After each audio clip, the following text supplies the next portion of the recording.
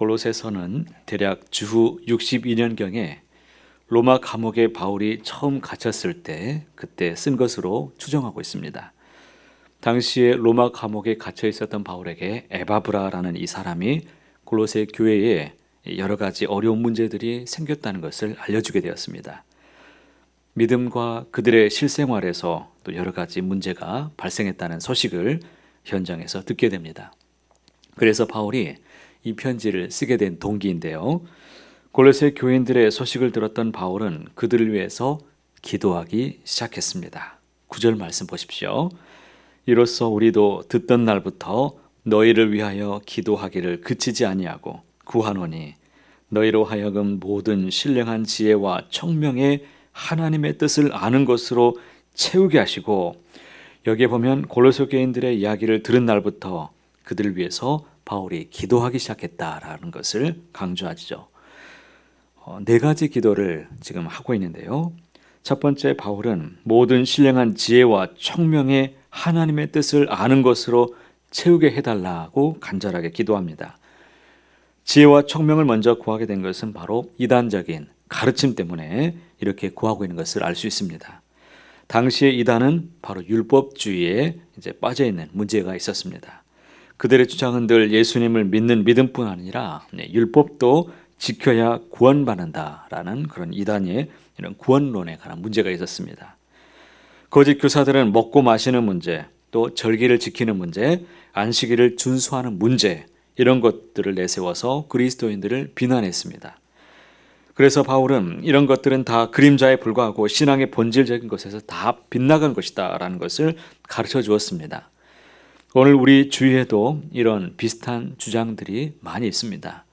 그냥 예수님을 믿는 것은 초보적인 신앙이고, 고급 신자가 되려면 방언도 해야 되고 신비적인 체험을 해야 된다라고 그렇게 강조하는 이런 가르침들 여러분들은 한 번쯤은 들어보셨을 것입니다. 무슨 삼박자 축복, 4단계 회개, 성령을 받았어도 기름 부음을 받아야 이게 진짜다, 그럴듯한 말로 현혹합니다. 그러면 우리의 신앙이 내가 지금 뭐 잘못된 것 아닌가? 좀 불안하고 문제가 있는 것처럼 느껴집니다. 또 어떤 프로그램들을 해야만이 교회가 부흥할 수 있다. 자꾸 비교하게 만들고 그래야 성장할 수 있다라고 그런 생각들을 갖습니다. 이런 것들이 다 무엇입니까? 믿음만으로 충분하지 않다는 겁니다. 하나님의 은혜로 충분하지 않다고 여기는 것들입니다. 그러므로 골로새서는 2000년 전의 이야기가 아니라 바로 오늘날 우리의 현실에 그대로 적용이 되는 진리의 말씀입니다. 그래서 바울은 무엇보다도 먼저 신령한 지혜와 총명으로 하나님의 뜻을 알게 되기를 원한다라고 기도하고 있습니다. 교회와 성도는 다른 것이 아니라 하나님의 말씀, 진리, 하나님의 신령한 지혜와 총명으로 하나님의 뜻을 알게 되시기를 축복합니다. 이런 일에 힘쓰는 저와 여러분이 되기를 간절히 소망합니다. 바울이 무엇을 두고 또 두 번째로 기도하고 있습니까? 주 앞에 합당하게 행하기를 간구하고 있습니다. 10절 말씀을 함께 읽어보겠습니다.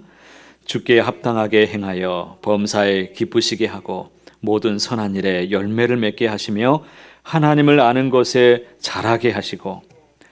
얼마나 귀하고 아름다운 고백이고 또 기도입니까? 주 앞에 합당하게 행한다라는 것은 행함이 있는 믿음을 지금 강조하고 있습니다.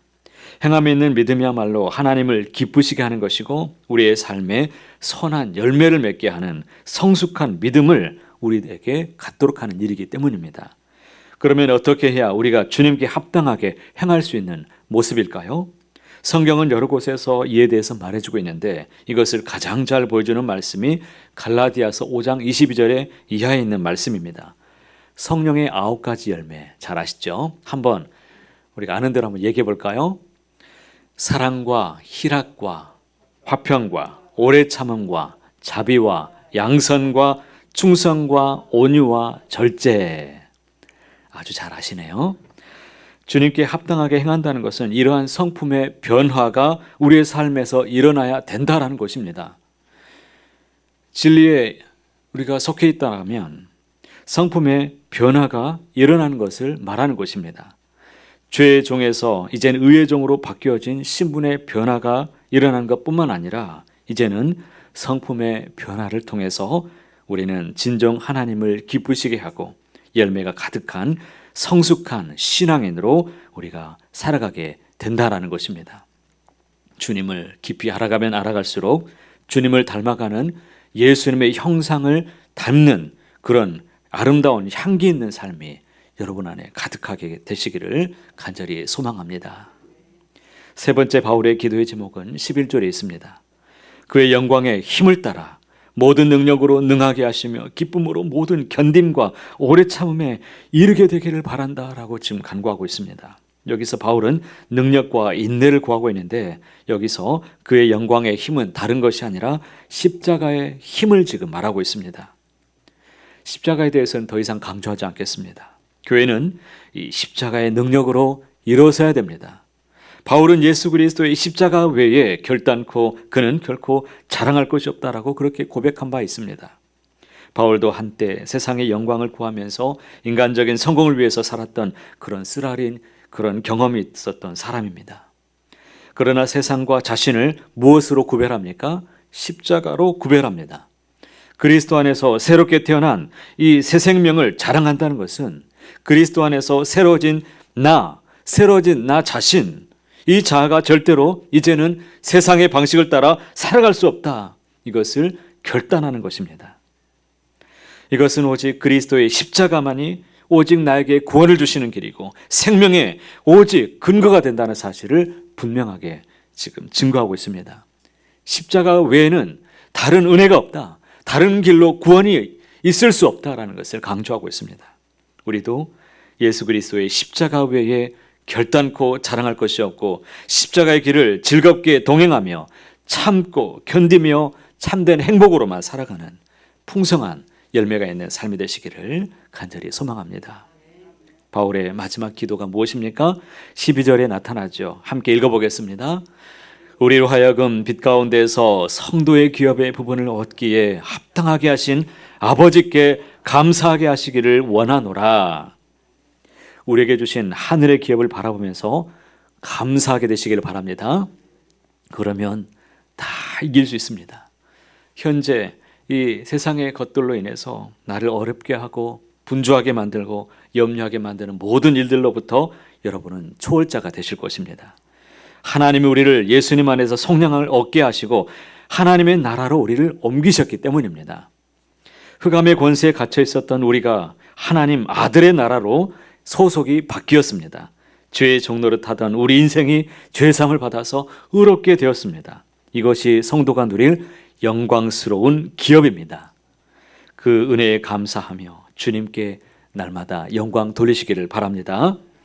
그러므로 오늘 본문에서 말씀하신 대로 골로새 교인들을 향한 바울의 감사와 기도를 기억하시기를 바랍니다. 우리도 참된 믿음, 사랑과 소망을 소유하게 되시기를 바랍니다.